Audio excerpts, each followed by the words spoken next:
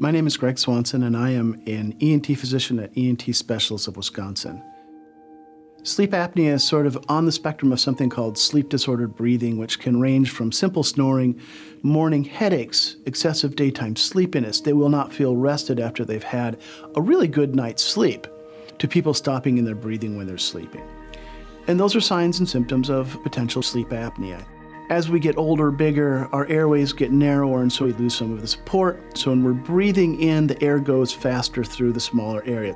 The natural problem that happens is that when you're in the deep sleep, you lose all muscle tone. So essentially what happens is the airway collapses. And that's what causes that apneic event, the stoppage of breathing. In which case, most of the time, through their primary care provider, they'll get a sleep study. And if it shows sleep apnea, the first step in the treatment of that is a trial of CPAP, which is having positive airway pressure to stent open the airway. The problem with that is about 10 to 30% of the people just can't tolerate the CPAP. And that's when sleep surgery potentially has a role.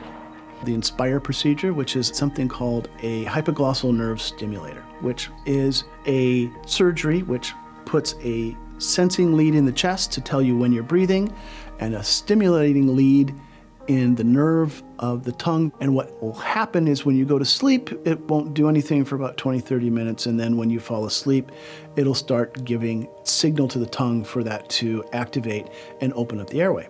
The procedure itself takes about anywhere from an hour and a half to 2.5 hours. It involves 2 incisions, one above the chest and one underneath the chin. Has success rates in the 80s to 90s. People have the surgery, go home that day.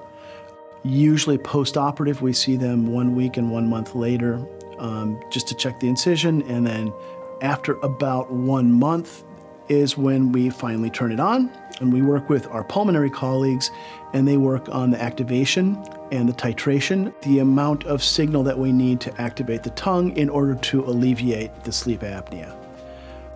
The airlift procedure, which is something called a hyoid suspension, involves putting some screws underneath the chin and then wrapping around the hyoid bone, which is attached to the tongue base, and then that anchors it to the chin and pulls that forward to keep that airway open.